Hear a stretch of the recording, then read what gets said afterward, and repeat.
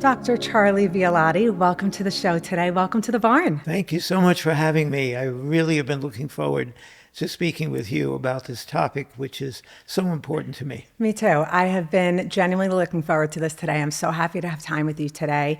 We are about to embark on what I think is a really unique conversation in which we're going to be talking about the transition from life to death and the role that hospice care plays in that really emotional transition. And I think people are going to be really taken back and deeply touched by the information that we share today. I know I have felt that way even in just preparing for today's interview. And you have really opened up my eyes and opened up my heart to the notion that beauty can really exist at the end of life, both for the patient and for the families. And you've also really emphasized to me that end of life, it really isn't about dying, and it's actually everything about living, and it's living with dignity and quality of life and connection. And I think in the process of hospice, it opens up an opportunity for connection and forgiveness and grace and a lot of love.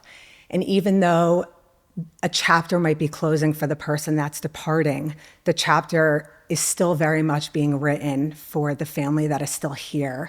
And the notion of life being breathed into them, I think, is a very real thing. You've had an extensive career of 50 plus years in medicine. You've been at this a long time.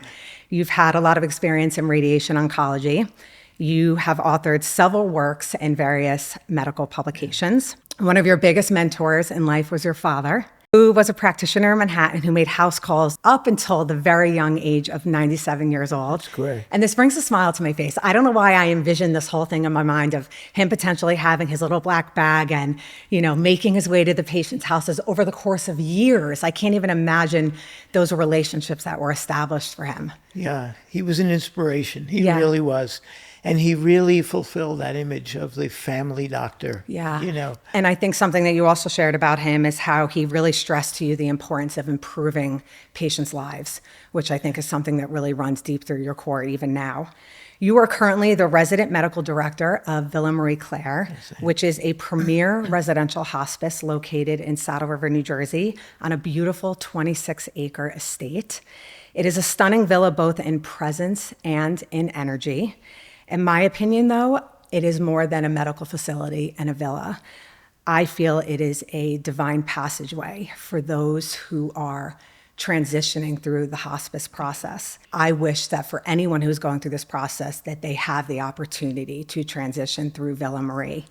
I personally have witnessed a transition at the villa with my grandmother, and I very quickly realized in my time being spent there that I was bearing witness to the unwinding of a soul. And I realized that I was sitting in a passageway of the in-between being here and there being what I think we all hope is the other side in heaven, where we get to reconnect with our loved ones. What you do is more than a job, and I think you know this. I certainly know this. You lead your job with your heart, and you are being divinely guided by something that is much greater than us. Hospice care is deeply personal to you. You have publicly shared that you've had experience in this. Both your younger sister and your wife, who was the love of your life, they both went through the hospice process, and it was horrible for you. And it was something that you never wanted to witness and experience again. And I think so much to the point that it played a really pivotal point in your career and shaped how the next chapter of your life would roll out as a physician in the care that you would give towards patients. So I am feeling very grateful to have your time today. I feel like you are a gift in this world and literally a gift at Villa Marie. And for you to bestow your wisdom on me and the listeners is really special. And with that being said, I would love to get into some of the details on hospice care. Of course. I look forward to that. Thank you. So how would a family know to even consider hospice care for a loved one? Is there a specific moment of transition in someone's medical journey, or maybe even a caretaker's journey, where there's an opportunity to say, hang on, we can go about things differently? There certainly is. I think in the beginning of a person's end-of-life journey, there may be very subtle changes, and as immediate family members, we may not be as aware of the change because we see them day to day. Right. But if you look at the overall pattern, you might see that your loved one is eating less, perhaps, is losing more weight, has less energy, is sleeping more, is requiring more medication to remain comfortable, is tolerating whatever their treatment intervention might be less well. Right. Finding that they have to miss treatments or miss interventions because of weakness, fatigue. You might find that they're short of breath. There are so many signs that the body is perhaps not tolerating either the treatment or the progression of the illness. And I think that's a very important time to try to reset Yeah. and look at what is best for that person. Should we continue to focus on a treatment that's diagnosis-centric, just the label that that person has? Or should we begin to focus on the humanity in medicine, on the human being behind that diagnosis? Should we focus on their comfort, their dignity, Right. their wishes, Yeah. their wants, their independence? Yep. And I think that's a very important difference to make. Yeah, and I think you also shared with me once too that there's also a point even for the caregiver where there's a sense of exhaustion. And even for that connection, like the time should be spent connecting and love versus exhaustion of a situation. I couldn't agree with you more. And one of the biggest complaints that I receive from patients when they finally come under our care is that they've been feeling guilty about the burden that they've become to their loved ones. They've seen how their loved ones' lives have changed. They've been hampered in their normal activities because of the need to care for them. They've had family members perhaps giving personal care, which is humiliating for anybody. So what we try to do when people come to us is restore the normal relationship. Loved ones should not be caregivers. They should be spouses, children, parents, siblings. And let the caregiving be done by professionals who will surround that person with all the warmth and attention, but also the professional knowledge and understanding, and relieve that family of the burden of the personal care when people become terribly debilitated. Yeah. So I think for many, when they think of hospice, I think they might think of three things. They think keep the person comfortable, they think dying, and they think morphine. What is hospice really meant to provide beyond pain management in your experience? Yeah, I believe, of course, pain management's important. Yeah. Symptom management is important. But most of all, hospice is not designed to provide death with dignity, not at all. It's designed to provide life with dignity, to give people in that final phase of their life's journey new memories, new satisfactions, fulfillment of goals that haven't been achieved, and to give them back the independence of controlling their lives that they've abdicated over weeks or months or sometimes years of suffering from a disease that is weakening them and debilitating them.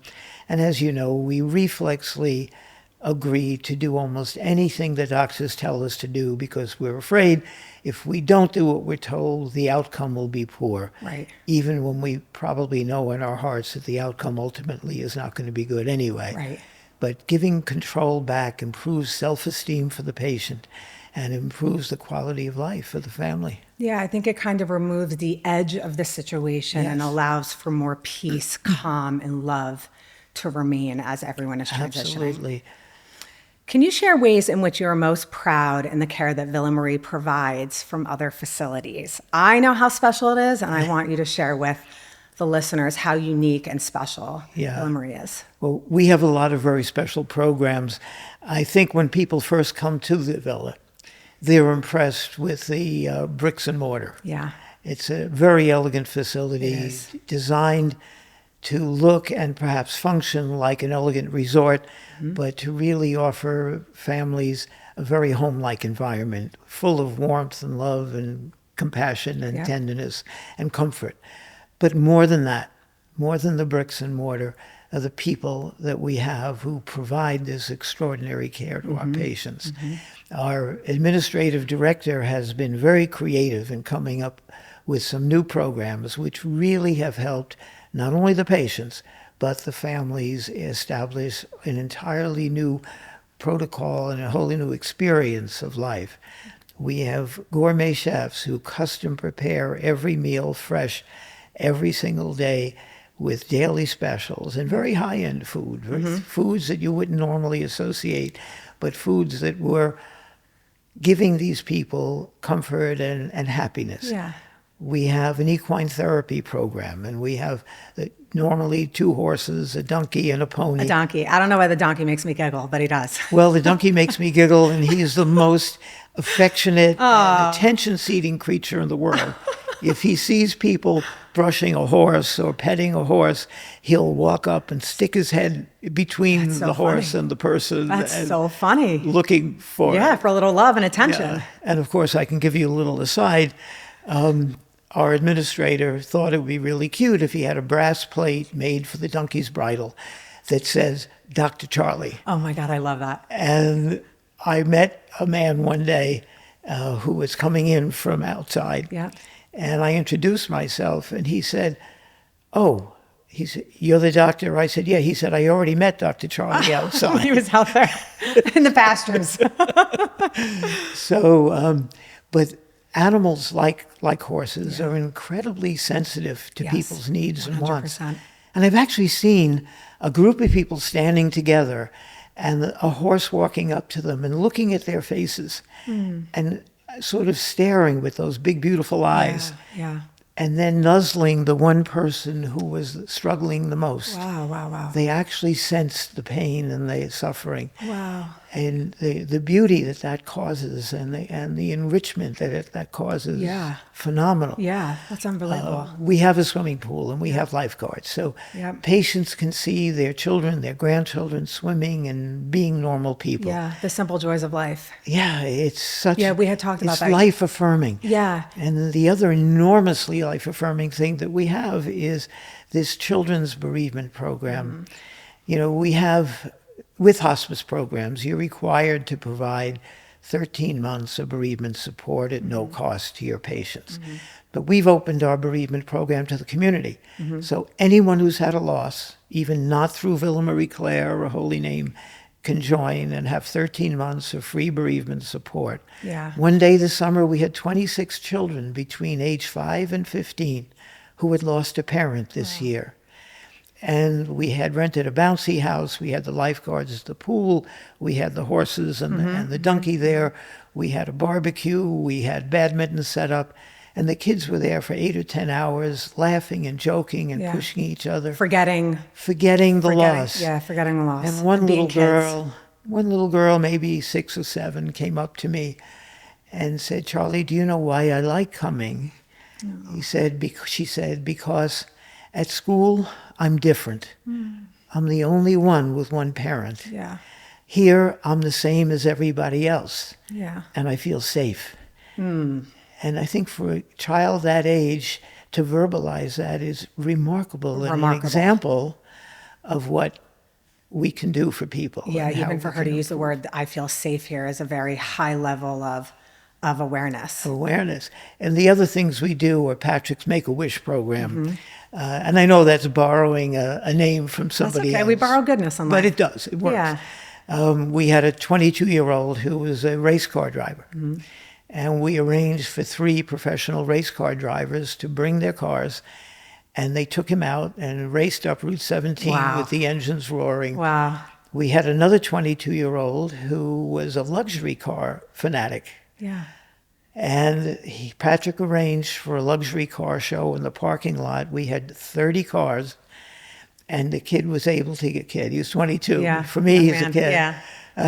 Was able to get in and out of all the cars and meet all the drivers and have a whole afternoon with these people. We had a woman whose daughter got engaged while she was a patient.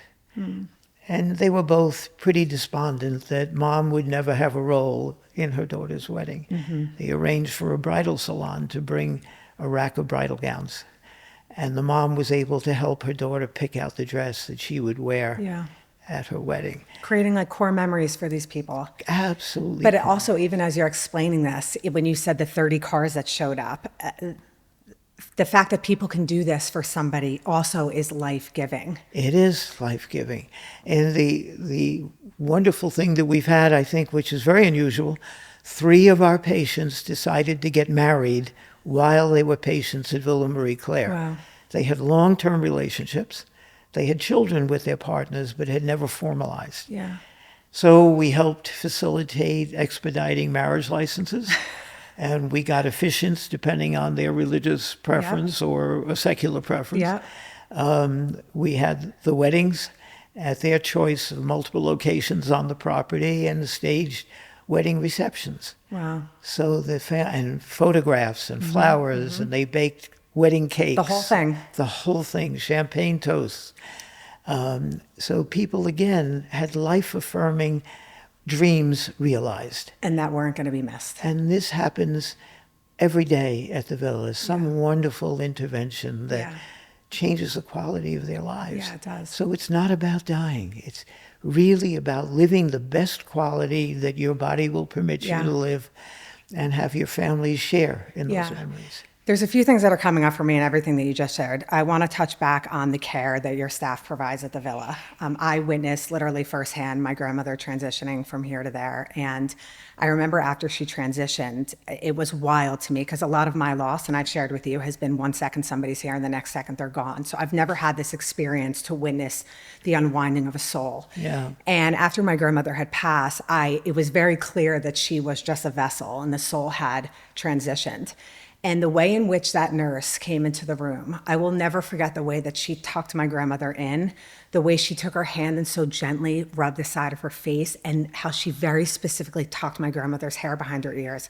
And I remember looking at her and I was like, this is the ultimate form of human connection. And I would like to think that everyone that works in hospice is a special human being, but I literally bared witness to this is soul work that is being executed in this villa with your staff. And it was very, very touching for me to see that. I think it is a calling to work in hospice care. Yeah, I agree with you fully. We're very fortunate to have nurses and nurses' aides and social workers, spiritual counselors, bereavement counselors, but even our other staff members, our facilities people, our environmental people. Everyone plays a role. Everybody plays a role. Yeah. There was a lady who was with us as a patient for 2.5 years. She was hanging on. She was really hanging on. And but she never really wanted to engage with the social workers or the counselors. She kind of blew them off, actually. And one I love day, a woman who holds true to herself, maybe has a little feist. yeah, well, she was that's okay. feisty, which was feisty. fine. Yeah. But one day, one of our housekeepers, a gentleman, couldn't be located, and finally was located, and he had been in the room talking to her for 2 hours. Wow. And she opened up to him about what she had suffered in life and her disappointments, and how much she appreciated being there, and what it meant to her to have people that respected her, even though she was an indigent person and she, didn't have any resources. She was a total charity case. Yeah. But she shared with him the depth of her gratitude that she could never share with the professional counselors. Wow. These men and women who were on the forefront, really, all participate. Our chef sits down and talks to people and asks them what they want or what they don't want, and the families, if they're different cultures and they want a certain exotic stew, he'll look up the recipe. Yeah, those last wishes. Last wishes. And feeding is love, as you know. Feeding is love. It is love. I also want to note the fact that you live at the villa. You are a resident at the villa, which has, its own unique story. But you and I have talked about how nighttime in general can bring on scary feelings. Like, even if you're not dying, nighttime, sometimes people can refer to it as like the dark night of the soul. And I can only imagine the comfort that it brings the patients when they're there and it's nighttime and maybe they're having quiet thoughts or moments of reflection or desires or wishes that are coming to fruition, for them to be able to have access to you, even if it's just for you to come down to hold their hand. That is such a beautiful way to reassure that somebody is safe in the moment. And I just think that's really special. And I think it's very unique that you do that. Well, I think it's unique to have a medical director in residence, you know. But yes, you're absolutely right. the patients sometimes at night begin to have doubts or fears or anxieties. And very often it's not about them. It's concern about their loved ones. Yeah.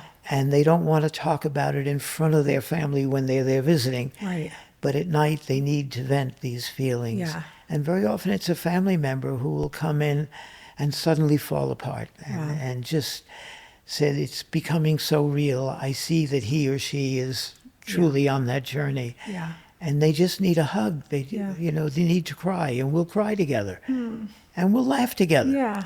And we'll sit outside midnight sometimes in the summer and swat the mosquitoes, but just let people vent. Yeah. And it's a very, very rewarding experience. It is a very rewarding experience. The last thing I want to touch upon this is when you mentioned the bereavement program, I don't think people realize that after somebody passes, the finality that can come with it. I think when you're going through this process, you kind of embrace the set of emotions as they unfold. And I think it's really incredible that you guys offer that to the community, because there's a lot of things that come after you lose someone that are really hard to manage and to process, and especially for the children, to set them up with that success, to have the tools and the knowledge with how to process these emotions. Absolutely. Again, I think is another life-giving element. I agree. I mean, the children really benefit. They come weekly, and they have projects. In October, they painted pumpkins, and in December, they made gingerbread houses. And they love working together and playing together and doing this. But our very moving group is, of course, our parents who've lost a child group. Yeah. There's probably no more painful loss than loss of a child, no matter the age of the child. Yeah. And many adults don't know how to begin to grieve that, because there is no way to gill that lily. There's no rule book. There's no playbook on how to There's handle no it. playbook. And some people wait as much as a year before they seek counseling because they're afraid to even verbalize their feelings. Yeah. But once they begin to come and they share with each other that they've all had this experience, and their feelings, their negativity, their doubts, their anger is appropriate and healthy, and then given the tools to heal, really makes such a difference. Yeah, and I think they start to come back online as a soul and start to realize, wait a second, I can actually move forward in life. I can actually do this. That's right. And put one foot in front of the other. I want to transition to the transition itself, when someone is approaching their end of life. And this, to me, Charlie, I think is the heartbeat of what I cannot wait to get into all this. Can you share, are there signs that you've observed that suggest someone is transitioning from life to death? And can you share, are there clinical signs? And then are there emotional or spiritual signs? Yeah, there are very definite signs that we observe. On the sort of most clinical or medical level, we might see the blood pressure falling. We might see the rate of their breathing, the respiratory rate, either becoming very fast and shallow or very slow with pauses. We'll see changes in the color of the skin of their fingertips, their knees, their ears, sometimes their noses, the soles of their feet. And I think the soles of the feet are the first thing we see. And I feel that, I know that it's spelled differently, but it connects so much to me with the soul. Yeah. Which is the energy of the person. Yes. And that's in the process of transitioning. It connects to me as well. When you told me this, every single hair on my body stood up, and I was like, wait a second, Charlie. The way that I think about it is, when in everyday life, when we feel off, it's often encouraged to take your socks and shoes off and to go ground on the earth and to let the earth give you this life-giving energy. Right. And it's not lost on me that when you're transitioning, that you're able to see that life is transitioning through your soul. Through your soul. I don't know what that is, but that is wild to me. I agree, but it's the first thing we see change in about 90% of the people. Wow. The soles of the feet. Wow. So, And what would you say some of the emotional or spiritual signs are? And I know you mentioned, like, sometimes you'll start to see tears. yeah, we'll see a tear. And if the person is still able to verbalize, I'll often just hold their hand and say, I know this is terrible, this is frightening, this is sad, but is there anything you'd like to tell me? And some of them said, I was afraid that this would be painful or difficult, but I really am not in pain, and I think I'm okay. But I really dread leaving whatever. Yeah. My husband, my son, Yeah. my daughter, Yeah. my mother. Yeah. I don't want to leave them behind, and I think that's not fair. Yeah. That is very moving to me. I see some people embracing spirituality, some people who would register and claim that they were raised in a particular religious affiliation, but are not practicing, Yeah. and suddenly want to become part and have their own spiritual leader come and prepare an event, a funeral event. Some people reject religion because they're angry that they're dying. They're angry that they've been given this illness in the first place. But more than that, the emotional change that I see, that I usually work very hard to try to reverse, is that people begin to withdraw from their families. They will absolutely keep their eyes closed when the families talk to them. They won't respond even if they're able to respond. And I think what they're doing is emotionally separating, preparing the family. They're no longer there, even though they are still That's interesting. in the room. And when I see that, if I get the opportunity, when the family steps out of the room, I'll talk to them about that. And let them know that this is part of the process. This is a normal part of the process. Yeah. And they would benefit more from their family's interaction, not only their family, but they themselves. Right, right. Instead of withdrawing, Right. actually embracing the affection that's being expressed. And they usually agree. Wow, that is very, very interesting. What do families often misunderstand about what the final days or hours look like? Yeah. Many people think that as you go through life and progress toward death, the final day or 2 or 3 or even hours might be very painful, very distressing, very labored, which is unfortunately what I witnessed with some members of my family. But it really does not have to be that way. We try very, very hard to, at all times, value comfort over alertness.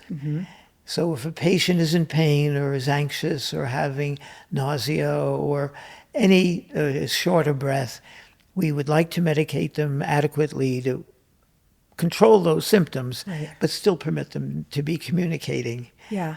At times, the symptoms are so severe that the medication will result in them being not verbal, but the families then are educated, understanding that they can still hear, they can still communicate with them, they just won't receive input. And I think something important to note here is you and I had talked about that in those moments of time when if medication is needed, their bodies are being brought to a state of comfort.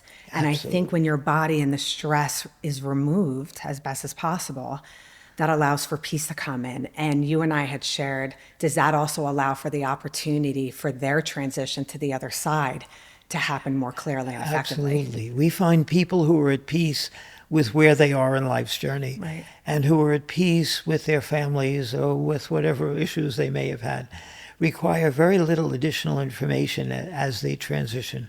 Because their souls are at peace, they can release much more rapidly. Right. People who are hanging on to problems and stresses and anger and dissent need a lot more medication to allow that transition to be peaceful. And I think that's sad in a way. Speaking of emotions, I think one emotion is the notion of fear. And I would imagine that many people fear missing the last breath, that final moment. But do you think that the person that is transitioning feels the same way too? No, I don't. I would say 80, 90, 85% of our residents do not transition when their loved ones are in the room. Wow. Even if they've been vigiling. If somebody is in the room and just goes into the bathroom, in the room, and comes out, they were alive and they're gone when they come out of the bathroom. Wow. Minutes later. And I've seen that with many of the interactions I've had, I think that we had spoken about, where the mind-body connection, the control that the mind has over the body's retention of the soul is phenomenal. Yeah, that's fascinating to me. I don't think people think that. I think people think they need to give permission, if you will, Yeah. to go. And it's very interesting that in your lived experience, it's actually quite the opposite. It's quite the opposite. And talking about giving permission to go, Yeah. I've actually seen that backfires. Tell me more. Why? Well, I've witnessed situations where a family member has said to their loved one, "It's okay for you to go. Don't worry about us. We're all fine. You can let go now." And actually, I've heard people say back, "I'm dying. Why are you lying to me? Why can't we talk about reality?" Yeah. Yeah. And of course, when the families hear that, they become very emotional and start crying. Yeah. But I have usually previously advised families that most people don't embrace that. Yeah. Yeah. Because they know it's painful. If you have someone sitting there tearfully telling you they're fine, it's not very believable. Yeah. Yeah. It's so funny as you're telling this, I kind of have a little humor coming up in me because I'm thinking about my husband. I always tell him, I'm like, I am literally never living on this earth without you. So I'm envisioning like, I will probably be the wife that's like laying on top of him. He's going to have to get really creative in his final moments of transitioning on when he thinks he's popping out when I'm not there. Because I'm like, we're going together. But I want to talk about the role that humor plays in this and how important is humor during emotionally heavy times in this process for the patient and the families. Well, I think it's very important. Of course, you've got to know your audience. Yep. And you've got to know where people are emotionally and what may be underlying stresses or beliefs or traumas they may have had. I mean, you have to be careful. Yes. But we do intersperse a lot of humorous comments and activities and situations with the normal discussions because they really like to try to normalize the conversation. Yeah. Make it like I'm a friend and they're friends and we're all talking about life and weaving mom or dad into this conversation, but keeping it real. When you keep it too formal and too stiff, people shut down. Yeah. And they don't open up and express their real I was just going to say that. It keeps everything rigid and Very it doesn't rigid. allow for like vulnerable moments. It even comes with the way we dress. I mean, I'm very casual at work. I wear just knit shirts and chinos and it's like, because that's what the visitors are wearing. And it's not appropriate for me to build the barrier of a white coat Right. and sit behind a desk. I never sit behind a desk. And you were never in a white coat when we were there either. No, Yeah. I mean, I sit on the steps. We sit on the couches with them. We sit around, sit at the tables and eat and talk. But we try to avoid that emotional barrier. Yeah. Do people tend to die differently when they feel emotionally or spiritually at peace? Absolutely. Yeah, here we go, Charlie. Give us this life lesson. I need everyone to hear this. There is no question that this happens. People sometimes come with us with a very simple request. Mm-hmm. We had someone who was, he knew he was there, he was dying, and he frequently said, "I can't die until my wife and my son speak to each other." Mm. They had been estranged for 30 years, and he said, "If I die before that, they'll never see each other again, and I can't die peacefully." And no matter how much we tried for months, those two individuals would not engage in any way. One day, initially, the son engaged in a very long discussion.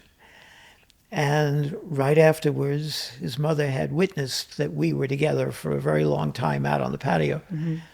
And she criticized me for giving him more time than I had ever given her. Mm-hmm. She chose our time together to be musical. Mm-hmm. She didn't want conversation. That was her outlet. And she played the piano. Mm-hmm. And then she announced she was going to play her son's favorite song. Mm. And he bellowed, "That's not my favorite song anymore." And she said, "I don't care. I'm going to sing it anyway." And I'm sitting between these two not so happy people. Yeah. And he moved into the room, sat next to me, got up and sat on the piano bench with his mother. Mm-hmm. And they sang it again together. Mm.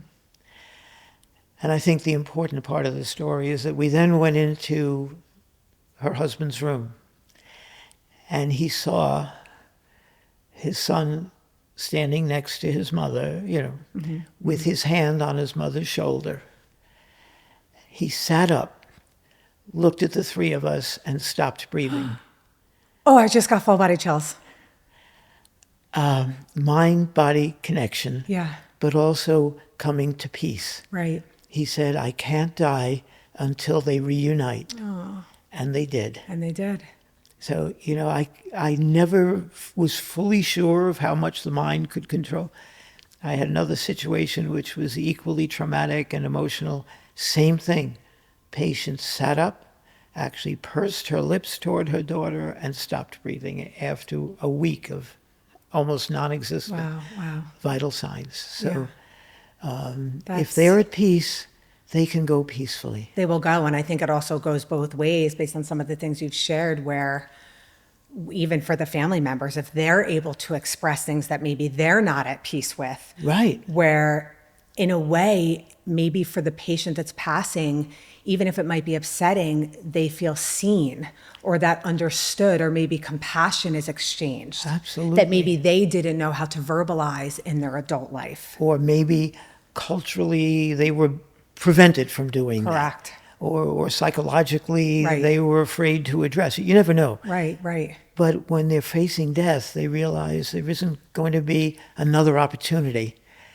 And they actually latch on to the opportunity. It's a very beautiful thing. It is. It gives me chills. And I think it's so important for everyone to listening that you don't have to be in hospice and transitioning to the other side to hear the lesson in this, which is that you need to face things in life. We are here on earth to grow and expand and Yes. shift and break free from things, and to try to find the courage or to try to find the tools to go about things differently. Because clearly when you are at the end of the road, you will hang on to this stuff until it is cleared. And why live a life with that? Like, don't carry that. It's a lesson for me as well. I think it's a lesson for everyone. Don't carry this stuff. Put the baggage down and find a better way through.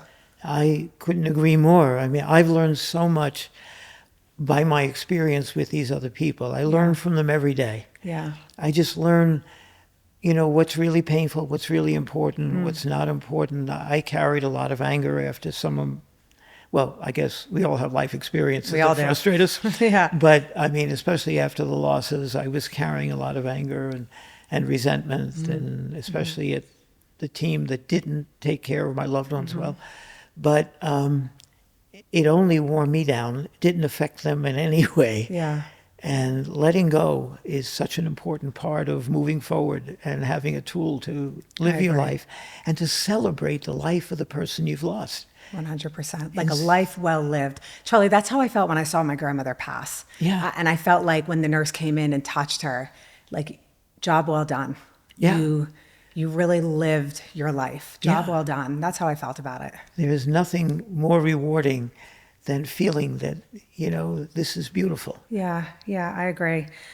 What does it mean when someone clinically should have died based on the medical signs you've referenced, but they're still hanging on? It usually means to me that there's really some very important unresolved issue. Sometimes we discover it, sometimes we don't. Yep. But I've had experiences with a person who had no measurable blood pressure for 5 days, Wow. even manually. Electronically, sometimes you can't detect low pressures, Right. but even a manual pressure could not be detected. Right. And they were only breathing 2 or 3 times a minute Oh my gosh. for 4 or 5 days. Wow. Totally incompatible. Did not make sense. Did This should not not be make sense. happening. Could not, should not. Right. And as often I spoke to the family and said, there's got to be something. Yes. And they kept denying there could be, and ultimately they revealed there was. And it was a very, very traumatic emotional experience that had occurred many, many years ago. And I encouraged a discussion, even though the person was totally unresponsive, obviously. Right. Person can hear. And it was an emotional discussion. It took a very long time because there were so many tears being shed during the course of this. But when the person speaking to the mother said, something terrible must have happened to you that caused this to happen, and if that's the case, I forgive you, and I guess I do love you. And this person sat up, he pursed her lips toward her daughter and stopped breathing. Wow. Wow. So the discussion doesn't have to be a huggy one. Right, It right. can be very honest, Right, and very right. forthcoming, Right. but something that can be very beautiful and relieving and fulfilling for both parties. 100%. I think that's unbelievable. So when you clinically see something that should not be, you then say something hasn't been said or somebody hasn't come or we need to approach this from a different way. And sometimes there is someone a distance away, Yeah. and they're not going to be coming. We suggest getting them on the phone and putting the phone to the person's ear and asking that person to just give a message, any message. Yeah. It doesn't matter. Yeah. And very often they'll stop breathing.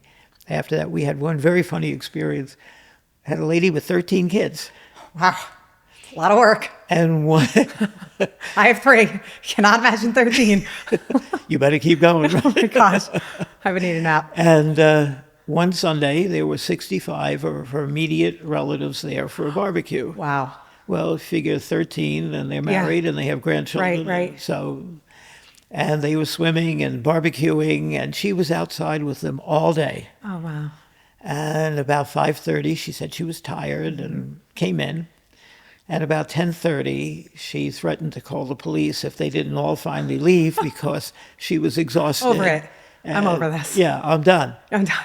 And the last of them left, laughing with this threat. Yeah. And 10 minutes later, she died. Wow. Wow. So she had checked all her boxes that day. She had said to us, "This was the most beautiful day of my life." She said, "I had everybody important to me with me Yeah. today." And the last 2 that left hadn't gotten home yet when we called them to tell them that she was She gone. already passed. My gosh. Yeah. Have you noticed any common themes in what patients express about the meaning of life, forgiveness, or love? Yeah. Everybody, I guess all of us during our lives, want to know that perhaps our lives are valuable or have meant something, or that if we're going to transition to another realm, we're going to leave this realm better than it was when we came. I mean, it's very hard to be specific because we all have different lifestyles and goals. But I think we all need to know that there's some value, some meaning to life. And I think we want to know that the people we've loved do very much love us as well, that they appreciate the example we've set, that they appreciate the legacy that we've established. I think legacy is the key. You just took the words out of my mouth. And what we need when we're leaving is an assurance from people we're leaving behind that they'll take the responsibility of continuing that legacy. Yeah. And that the next generation will know of us through them because they'll continue to emulate what made us special people.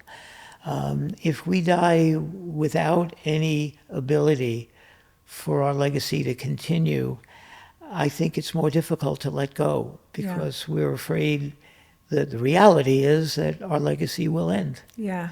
So we need to know there's permanence, there's continuity, there's future. Yeah, and I think it also allows for an opportunity to really think about like the depth of your life while you're living. Yeah. My husband and I often talk about that, like what is our legacy? What are our values? What is our mission as our family? Like how do we want to change all the generations to come? And that's something that we really are conscious of and mindful of now is living and present with our children being young. And yeah, it's so important.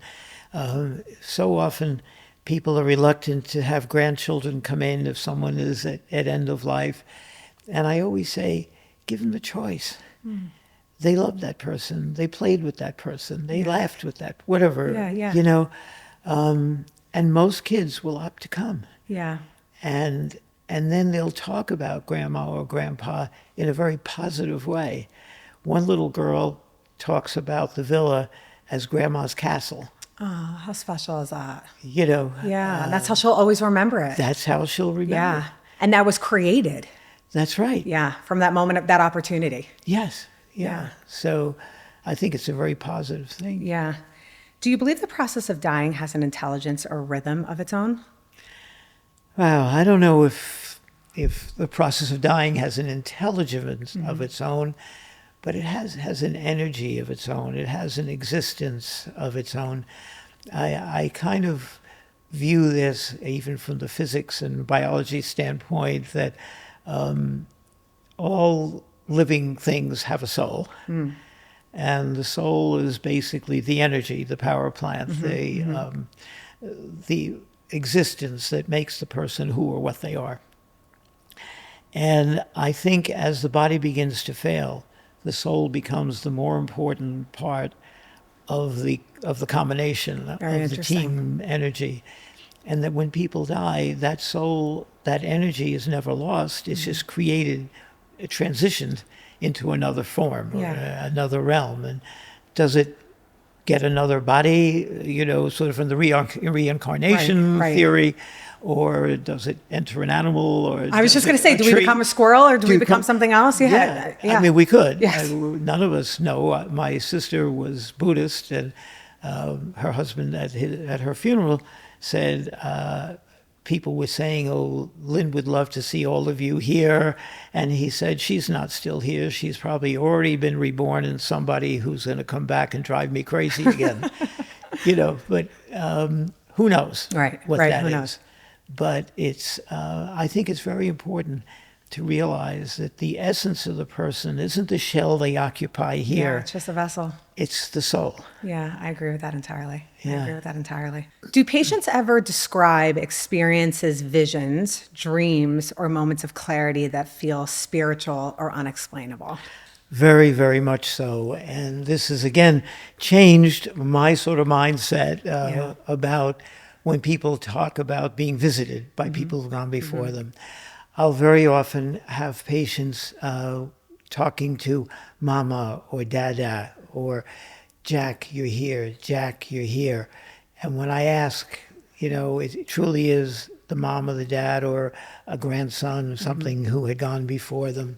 I very often see people lying in bed who appear to be drowsy, not really asleep, reaching into the air or staring up at the corner of a room and reaching both hands up or signaling to the air to someone to come to them.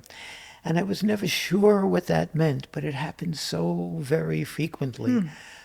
And one day there was a woman who came to visit her dad, and I was in the lobby. I asked her who she was visiting. She came from out west. And I offered to walk her to her father's room. We hadn't walked 10 feet when she asked me if I knew someone named Sandy. And I said yes. And this was very difficult because it was shortly after the loss. And here we go. There we go. I know.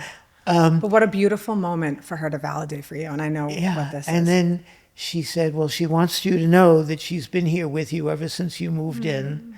And she's so proud of the work you're doing. And she's so happy that the kids named the baby that had been born just 3 days before this, Alessandra, including her name, Sandra. It just threw me for a loop. Charlie, share with people who is Sandy. Okay. Who is Sandy? My wife, Yeah. And she had agreed to the chemotherapy because she had hoped to live long enough to see the baby born, but she didn't. So, so that was really life-affirming for me. And then And completely out of the blue, and something that nobody would have known unless shared. And then we're walking toward her father's room, and she looked in another room with an open door and saw this woman in bed and said, isn't it wonderful that her daughter Jackie is comforting her? Wow. And you were probably like, what? And I said, there's nobody in the room. Yeah. She said, yes, there is. She's there holding her mother's hand. Oh, I love that. But what I knew was her daughter had died 2 weeks before, and her ashes were in the dresser drawer. The plan was to bury the daughter's ashes with the mom when she finally transitioned. Wow. And then this woman's nephew, when I walked in the room, her father's room, looked at me because I was kind of a mess. And he put his hands on my shoulders and he said, imagine Thanksgiving dinner with this nut. There comes the humor.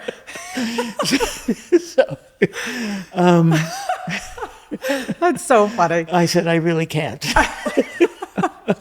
It would make for an entertaining dinner for sure. But so I feel that whatever this other realm is, and I don't think any of us know what it is Yeah. or where it is. Yep. It might be right here. I think it is right here. We've talked about that. I think they're right here. I think they're it's right right next here to too. us. I think it's a veil away. And if we don't know how to receive the message, we don't get it. Exactly. And if we're a receiver, we get it. Right. So it makes me laugh him saying, being next to this nut during the dinner, and I have a little bit of that nut in me. And when I came to Villa Marie, that's what I felt was happening in every single room. When I was walking down the hallway to visit with my grandmother, every door was open, and all I could envision was everyone's loved ones and angels and guides and teams from the other side sitting there. And you and I have talked about how, in a lot of my spiritual teachings and learnings, there's no time on the other side. So No. when we cross, it's, hey, how are you? How was your day? It's just you pick up. That's right. And I love the feeling and the notion of that, because to me, I envision all the loved ones coming in and chatting, like no time has been missed. And it was such a peaceful experience of what I was seeing through my mind of being there. So for me, it was validating because that's what I envisioned. So to know that that's certainly what is happening It's what really happens in these rooms, I think is really, really beautiful. And I had a more personal experience with my own mother, who was 98. I love this story. And this, she was this wonderfully active, very involved woman. She didn't age, if you know what I mean. She was a regal She was woman. Yeah. This one day, like every day in her life, she went to an exhibit at the Met, met friends for lunch. She went to a board meeting, one of the foundations that she worked on, had dinner with a niece, and then I went there and I saw her that evening, and she told me about the wonderful day she'd had, and she said, and today was very special because your father was with me all day. And I looked at her and I said, he's been dead 3 years. And she said, I know that. Very, like, how dare you? Don't question me, Charlie. Yeah. Yeah.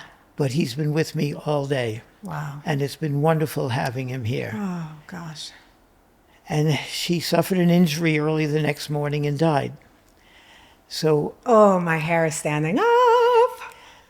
so I really feel, and she wasn't frightened by him. She was thrilled to have him. Yeah. I really feel that he had come to take her. Yeah.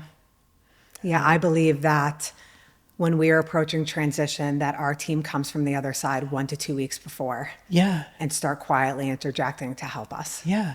So, I mean, all of these things I've been fortunate to witness. I mean, not so much her, because anybody would do that, but Right. all the things at the villa have really made me feel very comfortable with death is not the end at all. Yeah. It's truly a transition. Yeah. And when handled properly, and when the process is made dignified, and when the family is supported, it can be really a very beautiful Yeah. And event. You know what I love most about this, Charlie, is you come from a medical background. You come from science. You come from black and white, this and that, facts. And you operate in a sphere that is hard to articulate and explain and is very real.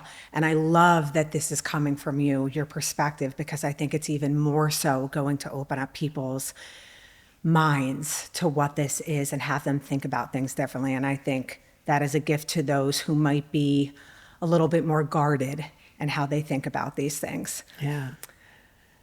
For many, I think the notion that there is nothing else that we can do for you, you have a few months to live, is a very scary moment in time, both for the patient and for the family. I would imagine that a sense of panic sets in. I would also imagine, though, that the fear of this has a natural way of pacing itself out through the opportunity of hospice, and that by the end of the hospice experience, there's a natural shift that occurs for everyone to one maybe from fear to more of a calm and a peace. So even though we're sad that this is happening, we also, in our quiet moments, can really feel that we're okay. Would you agree that that natural pacing occurs? I absolutely do agree. And I think what has been the cause of this fear and the cause of this concern is that so often the transition from offering treatment to getting the word that there's nothing more is made very abruptly, Yeah. without any anticipation that it was possible that this day may come, Yeah. without any introduction to who or what might be the team that would be taking over your care, or what that care may look like. People often feel when they're told, well, this is no longer working, or you can't tolerate your dialysis, or you can't have any more chemo. When they're told that, they feel they're being abandoned, and they feel hopeless. Yeah. And everything they've hung on to for years has suddenly been pulled Been out pulled from them. them. And they're almost closed to any further conversation. They actually go numb Yeah. from this. What we encourage when people have what we know are going to be life-limiting illnesses. I mean, there are certain diseases that no matter what we do, we may improve survival or may prolong life, but we're not going to be curing. That we introduce a supportive care team, a palliative care team, a hospice team earlier in the course, while they're still getting treatment, still getting dialysis, but to come in and maybe help manage the side effects of the treatment or the Yeah. interventions, Yeah. help support them emotionally as they're going through, so that then when the day comes when there isn't any more disease-oriented treatment, they don't feel abandoned Yeah. because they have confidence and comfort. Right, and it what we were just referencing, it interjects earlier that natural pacing to occur, It does. that natural unwinding. So instead of a stop and start, Yeah. it's just a smooth transition from, active treatment. Right. And the other thing people worry about is that active treatment is sort of the mecca, the be-all, the end-all, the most effective thing. And hospice is no treatment at all. Hospice is actually a lot more treatment. People get a lot more care, get a lot more attention, get a lot more support. But again, it's focused on humanity. It's focused on the human being. You've even expressed that some patients get discharged because all of a Yes. sudden they have a surge of life in them. They do. We had graduates. We've had people who have improved so much. Imagine the roller coaster ride, honestly, but what a gift of extended time. It is. One gentleman came this Christmas, a year and a half since he left the villa, with candy and stuff for the staff. Totally asymptomatic, totally comfortable. Wow. Still kicking. Yeah, I mean, this doesn't happen often. Yeah. But it happens because we're not withholding anything that's going to cause them to then decline faster. Right. We recommend stopping things that are toxic or not effective or not tolerated. Right. But we do not stop any support medication or intervention that will maintain the quality of their life, their comfort, and their psychological comfort. Yeah, absolutely. So something that's coming up for me, and I know you and I in talking, do patients ever wish, this is obviously within reason, but do patients ever wish that they perhaps managed their health better, like years prior? Maybe they were fearful to acknowledge something or fearful to go to the doctor, because I think this is really important for those who are living. What are your thoughts on that? They very much do. They very much do. We have some patients who have habits they know are not healthful for them. They've been smoking for a very long time, or they've been eating very poor diets. I mean, not because of lack of access to food, but because of choice. They've been inactive physically. They've allowed, circulations to fail and so on. And they very often kick themselves and say, I shouldn't have done this. We've had some young men who did a lot of anabolics for very many years and then have developed tumors, cancers that are often associated with those anabolic agents. And these are still apparently pretty fit people, but obviously who are going to have a very limited life. And there's very much regret. But what I try to tell them is, we can't go back. Cannot go back. We can't change it. Yep. So let's try to handle your self-doubt, your anger, your disappointment, and let's look at what we can do to make the quality of your life now better and longer. Right, with grace and with authenticity. Yeah. Yeah. What do patients most want their families to know or hear near the end of life? Well, I think they want the families to know that they're not resentful of the fact that this is happening to them, that they're disappointed, but they accept where they are. They want the families to know that they really appreciate all the support they've been given by them over the years, especially if they try to care for them at home for prolonged periods of time. They also want them to know what they need to have carried forward. And of course, family traditions and legacies are very important to everybody. But beyond that, very many people have business instructions, investment instructions, corporate things that they want the families to carry out for them. And this is part of their legacy, may not the emotional part, Right. but it's a very practical part of the Yeah, legacy. I think so too. I think knowledge is power, and to have those conversations, I think, can relieve some of the stress Yeah. afterwards. And And also- executing their wishes. Yeah. Yeah. And they want people to know how they want their final goodbye Their to be send-off. handled. Yeah. How their send-off. Yeah. No, really. Yeah.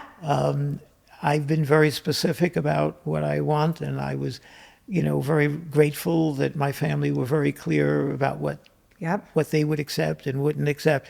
They absolutely didn't believe in wakes and nothing like, you know what I'm saying? Yeah. But it's great when you know that. Yeah. All the decision making is taken And then care of. perhaps it can become a celebration of life. A total celebration. And then even after the person has passed, it's another gathering of all the loved ones where you can laugh and maybe honor and Right. really execute their wishes in a beautiful way. Absolutely. I love that.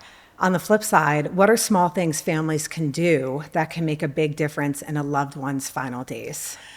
Because I think a lot of people don't know what to do. Yeah. A lot of people don't know what to do, and sometimes they're afraid to do anything. Yeah. They're almost paralyzed by the fear that they'll say the wrong thing or Right. do the wrong thing. Right. But that's usually a neighbor who says and does the wrong thing. But with families, it's really important that they just show the patient warmth and sort of quiet presence and touch and understanding and appreciation, expressions of appreciation. And again, to go back to the legacy thing, that they will keep the family together. Yeah. That even though perhaps this person was the patriarch or matriarch of the family, that they will assume that responsibility and carry it on, and that they will carry out their living will. They will carry out their final wishes. Yeah. Choosing healthcare proxy is a very important thing when you're terminally ill, Right. because when you can't express what you want to do, if you've chosen someone who isn't strong enough and devoted enough to you to carry out your wishes, you're not going to get anything you wanted. Yeah. And so often you shouldn't be choosing the person who's closest to you as a relative, Right. but someone who you truly know understands your wishes. Yeah, and can have a little bit of the emotional bandwidth to Right. to And- execute. and just respect your intelligence Yeah. and your wishes. Yeah. Have your years working in hospice changed how you personally view death? Oh, tremendously, tremendously. When I was first trained in radiation oncology, for example, I think the philosophy we were all hammered into our heads was anybody who's referred to you, if treatment's appropriate, you offer it. Right. I mean, no matter what they look like, Right. if it's appropriate, you do it. Yeah.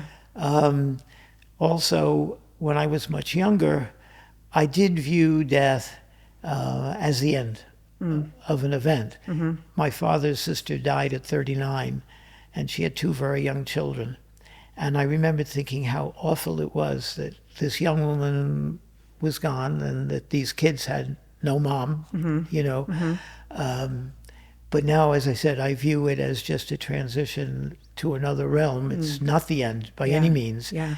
But also, more importantly, as I worked in hospice, when I got a referral of someone who was truly at end of life, and the referral was perhaps to try to offer radiation treatment to alleviate pain in a particular area, while the conventional treatment would be, okay, please come in 5 days a week for 2 weeks, get 10 radiation treatments, and your pain should get better.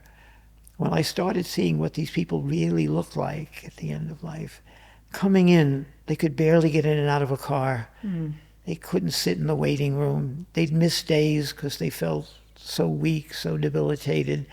And then a few days after the end of the course of treatment, we'd hear that they transitioned.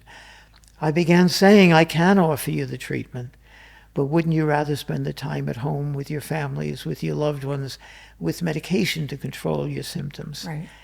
And most of them opted for the more humane approach. And the families would come back afterwards and thank me for not putting them through this exhausting and painful and really futile Yeah, like travel. a hamster wheel. That's really not going anywhere. Yeah, but unfortunately, when we're trained in medicine, we're trained to treat Yeah. without looking at the humanity piece. And I feel that deeply. What lessons from the dying do you think the living most need to hear? oh, well, that's very important, I think. I really do. Yeah. Courage and strength are very, very highly valued characteristics. Selflessness is truly very, very important, but also the ability to let go of your own needs and willingness to embrace those of other people is something that none of us, again, are expected to do when we're growing up. Yeah. It's so much a me generation, and it's all about what we want to accomplish and what we need and what we want. But when we see from the dying how they will say, I'm okay with this. I'm not angry. As long as I'm comfortable, I'm at good. peace with this. Yeah, but that means not focusing on yourself, but focusing on those you love. Right. And I think people who are living need to learn that lesson, not when they're dying, Right. but when they're still alive. Yeah, to be more present. To be more present and more interactive with Yeah. people they meet. Yeah, I would agree with that. How do you protect your own spirit while doing this work? I allow myself to cry with people. I allow myself to draw parallels between their pending losses or their losses and my own.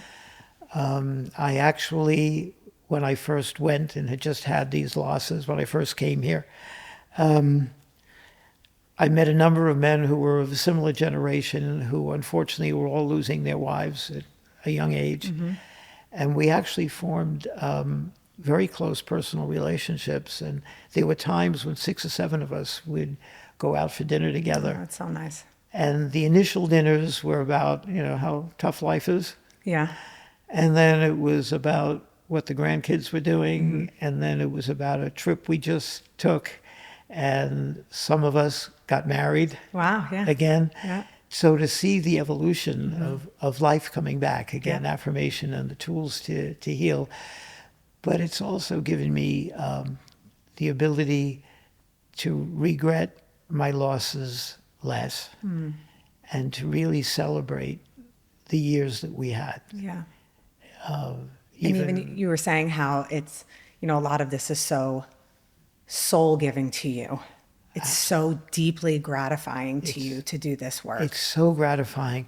I feel I have purpose. I look forward to every day, even when I know the day is, What you might be embracing. Yeah. Yeah. I had a patient yesterday who, lovely lady, PhD, and she said to, Patrick and I were in the room with her, Patrick's our administrative director, and she said to Patrick, well, he's going to die before me. And she pointed to me. So then she looked at me and she said, how do you feel about that? And I said, I'm okay with that. Yeah. I said, I've had a good run. I said, I don't have any unchecked boxes. Yep. They've all been checked. So that's fine. Oh my gosh. So he said to her, well, not just yet, because I still need him to do something. Yeah. So she said to him, well, you better make him do it soon, because he's going to die before me. So, okay. Okay. That's so funny. Charlie, what you do is truly soul work. I feel like, or I shouldn't say I feel, I know that you and the staff at Villa Marie, you are truly guardians of life's final chapter. And I am so grateful for your time today. You can't put a price on this wisdom that you have shared. I know that it will deeply impact listeners. It has deeply impacted me and my view on things. And I'm just Thank you for being here, and thank you for sharing with all of us. Lauren, thank you for having me. And thank you for spotlighting what we do Yeah. at the Villa and how we really support people. They're not being abandoned, they're actually being enriched. Yeah. And that means a great deal to me. Thank you. Thank for you. your Thank you.